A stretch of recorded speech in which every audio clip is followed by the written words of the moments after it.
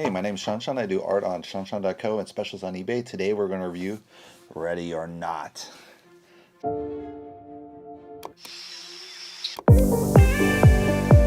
So this is kind of a comedy horror film from the director. There's two directors, Matt Bettinelli.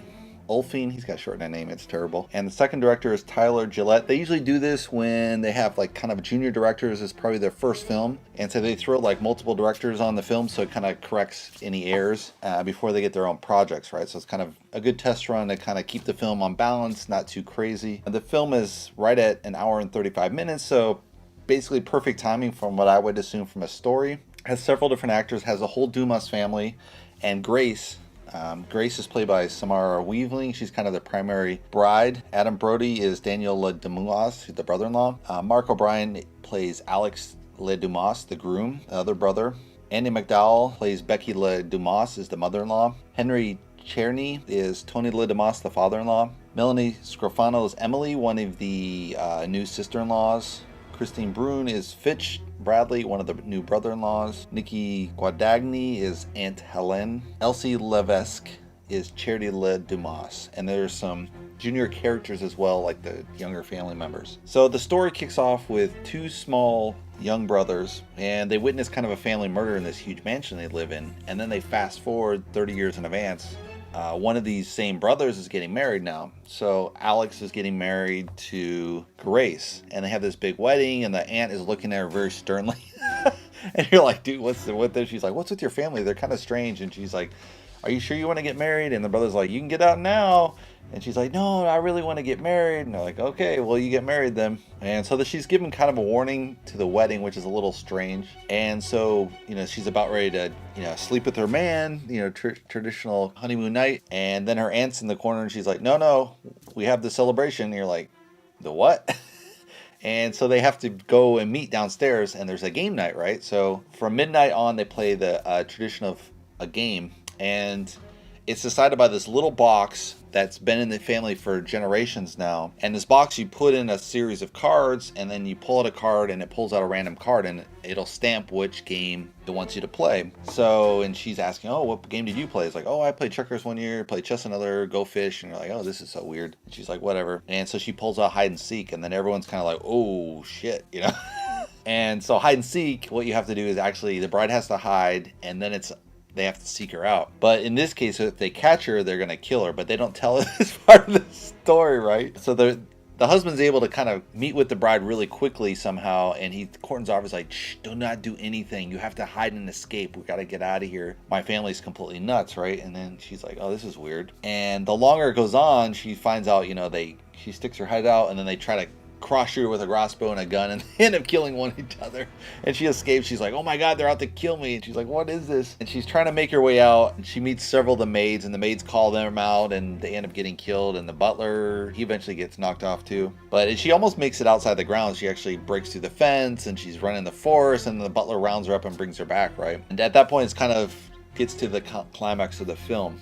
And I'll leave that open-ended. Overall, the analysis, I think it was a fun, clever horror comedy. It gets to this classical book. I don't remember what the name of it, but in high school we had to read it, where it was kind of this guy hunts humans. And so it's kind of the same premise. And it's always fun if you mix comedy with horror, because it really just makes it kind of fun. Because you have kind of these billionaires, and a lot of their kids aren't in shape for hunting. They don't know anything about hunting. They don't know anything about killing, because it's been 30 years since the last killing. So they're totally out of form, so to say, except for the older generation. They really know what's going on. But of course, they haven't killed anyone for 30 years, so they're a little bit out of sorts. And of course, the bride doesn't expect anything. So the bride background is she's from a foster care system. So, what I would have done maybe to improve the film a little bit, I don't think it's necessary per se, but I would have built more of a backstory of why she's such a survivor in the foster care system.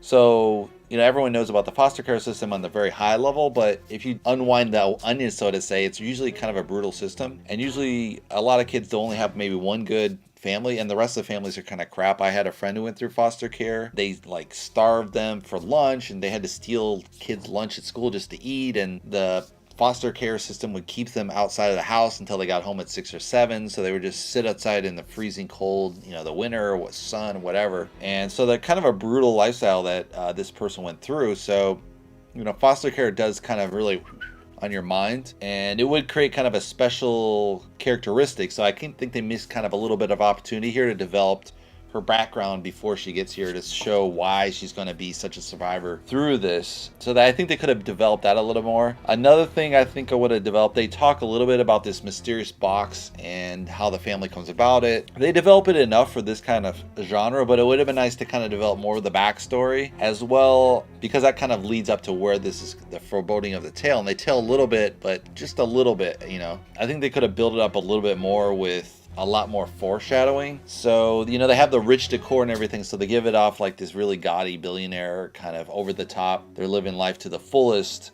and you get that aspect, but they don't show sinister side to it. They have some creepy photos, but I think they could have done a little bit more, maybe with, like, a good example of this is with The Shining. And in The Shining, what they did is they shot really high ceilings, and so it gives this really sense of isolationist. And they had Indian motifs through the whole hotel, and it's very subtle. And in some of the Indian motifs, it looks like there's butchery or something in the background, and there's all these little subtle symbols that kind of suggest that something like the hotel is actually being possessed. And in this case, to suggest that the family's possessed, they had someone with the dress and costumes, I would say, but I think on the walls they could have had more, you know, this dour kind of like, you know, scared look on their eyes maybe might have been more appropriate. And a little bit through devices and strange stuff they could have found through the house as she's kind of hiding out. She could have found more and more darker stuff. I think that would have been kind of a little bit better played. It was played out like she just has this nice mansion and they have secret hallways, but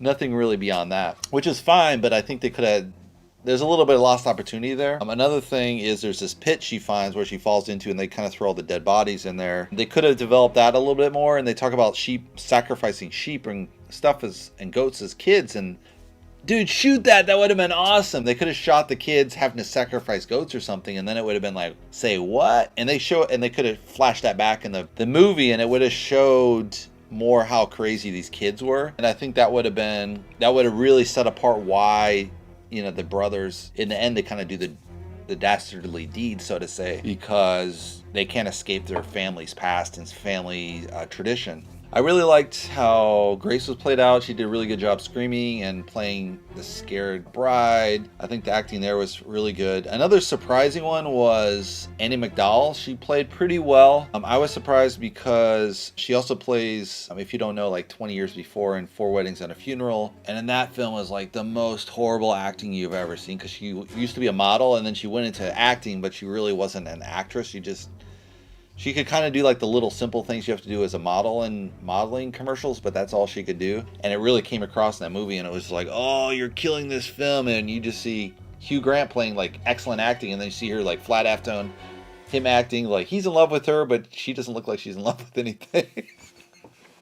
But in this film, I think she's much more believable as the mother-in-law, so she's greatly improved in her acting. So hands off to Andie MacDowell getting, you know, the acting's, you know, chops down. Only 20 years later, right? Probably, you know, because she was so bad in 4 Weddings and a Funeral, she really kind of shot her own chances at acting, and now she's kind of making another grab at it. So that's good. Yeah, and the aunt, what was it? Aunt Helene, she plays this kind of really bitter person, and she's bitter because at her own wedding 30 years ago, her own husband was killed off. So, you know, obviously this has made her super, you know, brutal with his family. But, you know, it's either kill your bride and groom or but the whole family blows up, right? Or so that's what they believe. So I think it was a really fun movie. The ending's phenomenal. I really liked that. It really made it kind of just really juicy and fun. As far as the end, they could have done a little bit. They did some foreshadowing as far as you saw like the Devil's Gambit game on the wall. So you have a little bit of hints there. Again, they could have shown other artifacts in other different rooms as she's hiding out. I think they, you know, all these historical houses have kind of creepy elements, and you could just add a little bit more creepiness as she goes along. And I think there's a little bit of chance they missed out on there as far as developing the foreshadowing of what's to come, that it's going to be worse than what she thought it was. They did a pretty good job. I was very enjoyable. I liked it. It's definitely fun. I would recommend it. If you guys want to subscribe, you can subscribe below. And I'll see you in the next movie review. Thanks for watching, guys.